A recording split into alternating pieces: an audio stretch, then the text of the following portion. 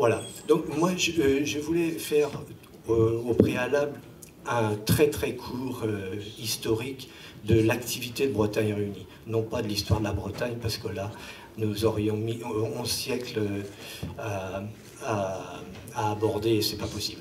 Donc, on va prendre les 30-40 dernières années de l'action de Bretagne Réunie. Alors, je passe le changement de nom. Hein, il y a des présidents que j'ai vus dans la salle qui étaient avant moi. Et je ne voudrais pas oublier que, justement, c'est l'action de toutes les générations depuis 30-40 ans qui sont, j'allais dire, qui sont responsables, au sens propre du terme, de l'avancée de la réunification. Alors vous allez me dire, ah bon, il y a une avancée, on aimerait bien la voir. Alors on va en parler aussi. Donc, si vous voulez, on est parti, enfin moi je suis nantais, j'ai oublié de le préciser, ce qui fait que ça ne me donne aucune qualité, mais ça me donne une approche justement du monde urbain et surtout de la mise à l'écart de la Loire-Atlantique par rapport aux 4 autres départements. Alors, cette marginalité, moi je l'ai ressentie parce qu'évidemment, on ne me parlait jamais de la Bretagne à Nantes. Et il y avait pourtant un château, mais dans mon enfance, ce château était plutôt une ruine. Il a été reconstruit aujourd'hui, et on a voulu lui changer le nom, d'ailleurs au préalable, on a voulu l'appeler Château de Nantes. Bretagne Réunie s'est mobilisé vraiment pendant plus d'une année pour qu'on revienne à une dénomination de Château des Ducs de Bretagne. Je remercie au passage toutes celles et ceux qui nous ont aidés, dont un journaliste de Ouest France. Hein, voilà, chacun comprendra pourquoi je précise.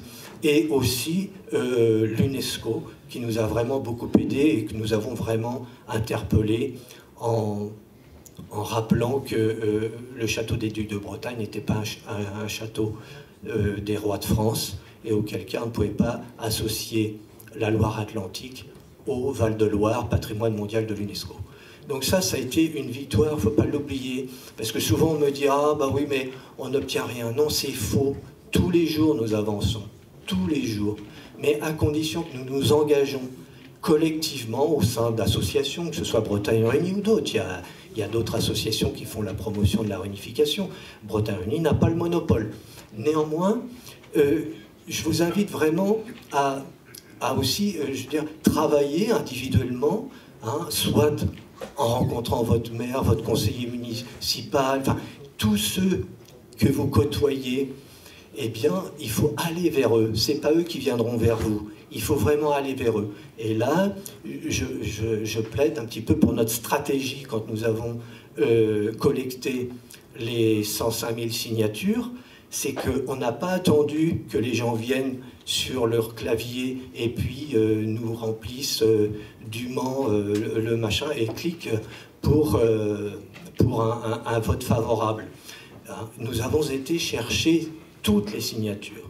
Nous avons refusé dès le premier jour d'organiser cette pétition par Internet.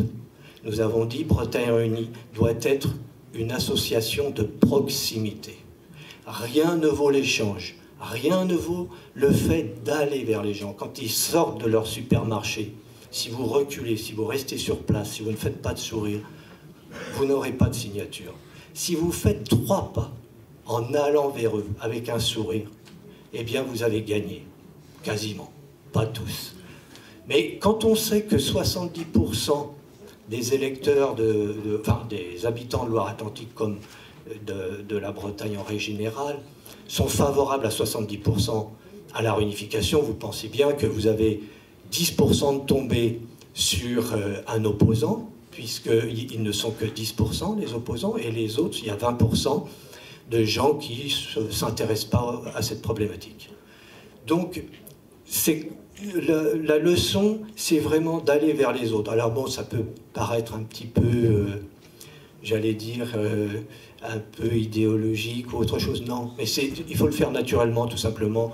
Et je sais que vous êtes des gens naturels et que vous avez les mêmes méthodes que Bretagne Réunie sur ce sujet. Voilà. Donc, nous sommes partis de loin. Comme je vous le disais, la négation, hein, c'est-à-dire l'enseignement qui est complètement occulté. Je parle principalement de la Loire-Atlantique. Ensuite, des collectivités locales, régionales bien évidemment, qui ne font rien pour nous aider. Hein. Je pense qu'ils ont fait une erreur, je le dis maintenant, ils ont fait une erreur stratégique. Je pense que si dès le départ, ils avaient protégé notre identité bretonne, je pense qu'aujourd'hui, nous serions beaucoup moins nombreux à militer pour la réunification de la Bretagne. À partir du moment où on vous prive de votre identité, c'est un réflexe tout naturel, c'est de se rebeller et d'entrer en résistance. Et c'est ce qu'il faut faire.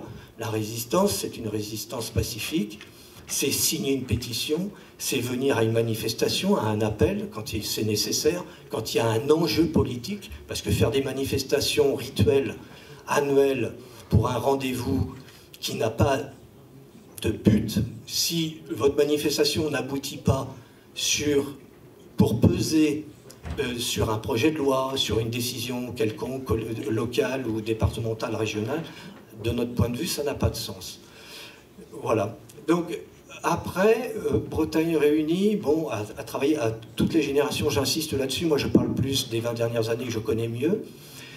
Bretagne Réunie a aussi, est sorti du contexte uniquement historique. Hein, c'est-à-dire que nous avons abordé aussi le sujet du développement personnel et principalement de l'économie. Qu'est-ce que la réunification pouvait nous apporter à nous, individuellement, à nos enfants. Et donc nous avons construit, justement, avec Yves Le Bailly, mais Jean Olivreau et bien d'autres que j'oublie, et que je ne pourrais pas citer, mais qui ont construit un inventaire des points positifs qui permettraient de capter l'adhésion d'une très grande majorité de nos concitoyens. Et aujourd'hui, enfin, on a fait un travail depuis une vingtaine d'années, donc aussi sur les élus, mais auparavant c'était le cas, mais là ça peut-être été plus marqué. On a cité la réforme de 2014, mais malheureusement je trouve qu'on oublie celle de 2010, celle de Sarkozy. Alors, je sais que Sarkozy, c'est un problème quand on parle de lui, mais moi je ne parle pas de Sarkozy, je parle de sa réforme, et surtout principalement du rapport Balladur. Il ne faut pas oublier que le rapport Balladur avait fait état d'un des sondages qui avait été réalisé par le Premier ministre lui-même, où ce sondage montrait que 68% de la population de Loire-Atlantique et 67% de la population du reste de la Bretagne étaient favorables à la réunification. Donc là, on a eu une opportunité vraiment importante et je pense qu'il y avait plus de chances de concrétiser la réunification en 2010 qu'il y en a eu en 2014, puisque, souvenez-vous, le Premier ministre était quand même Jean-Marc Ayrault, et Jean-Marc Ayrault, c'était quand même, je ne sais pas si le terme est juste, mais c'était quand même l'ennemi public numéro 1 contre la réunification. Ceci dit, pour revenir au rapport Balladur, c'était un moment très important, parce que Bretagne Réunie a été reçue à l'Élysée. Alors vous allez me dire, oui, on peut être reçu. C'est pas ça le sujet. Le sujet, c'est de dire que petit à petit, nous avons grimpé dans la hiérarchie des collectivités, de la représentation, des gouvernements, etc. C'est-à-dire que nous avons monté en puissance. Et c'est ça qui est intéressant de se souvenir. Il ne faut pas oublier que si ça n'a pas été concrétisé, c'est aussi parce que là, manque de chance, le Premier ministre était aussi l'ancien président des Pays de la Loire. Donc il n'avait pas évidemment supprimé la région dont il avait gagné sa vie pendant des années.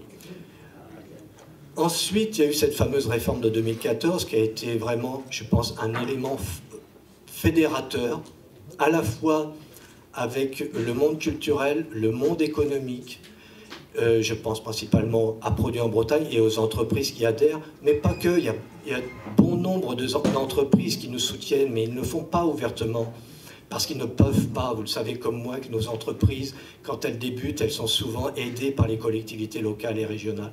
Et à partir de... J'ai un exemple concret, c'est mon gendre, et qui a été aidé par la région, et donc après c'est très compliqué, si vous voulez, de se mettre en opposition. Alors vous allez me dire, il faut du courage, oui d'accord, mais quand on a en responsabilité une entreprise, c'est un peu plus compliqué. Donc, 2014, on est bien fédérés. 40 000 personnes à Nantes pour soutenir notre projet. Un espoir que vous connaissez aussi bien que moi. Jamais on n'avait pensé et rêvé une telle journée. Et j'ai encore beaucoup d'émotions quand je pense à ce rendez-vous manqué. Parce que vraiment, on était près du but. Près du but. Et quand on voit notre démocratie, comment elle fonctionne, c'est pas l'image que j'avais de mon pays quand j'étais sur les bancs de l'école. Moi, on m'avait toujours appris que la France, c'était le pays des droits de l'homme, de la démocratie.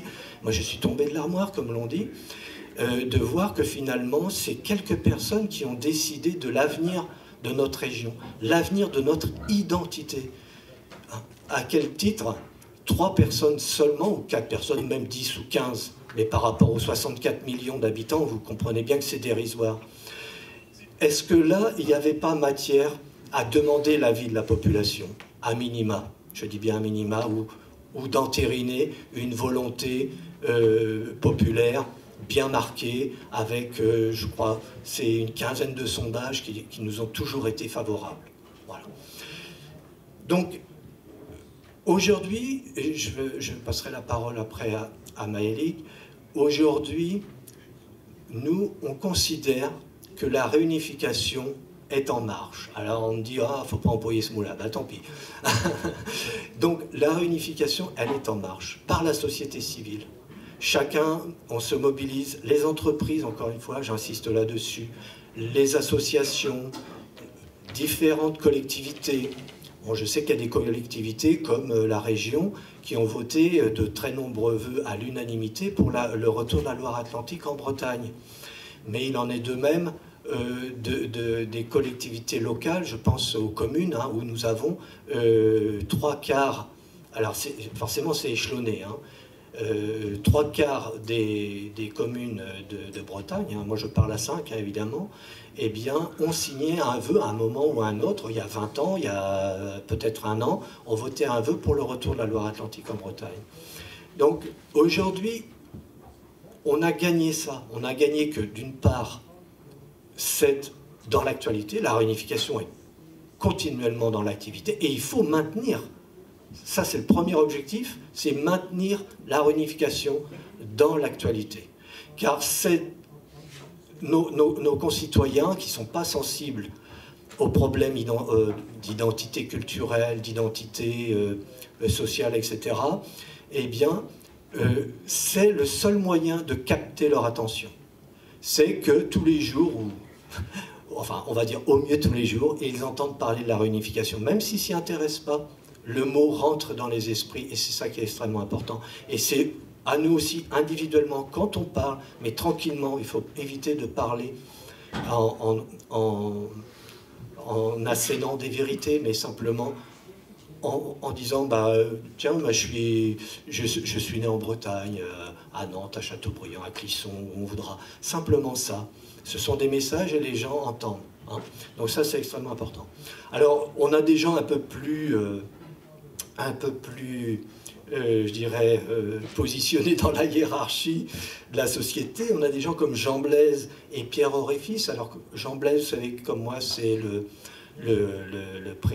responsable, enfin l'organisateur de voyage à Nantes, hein, qui est favorable au retour de la Loire-Atlantique en Bretagne. Pierre Auréfis, c'est le gérant de l'éléphant, des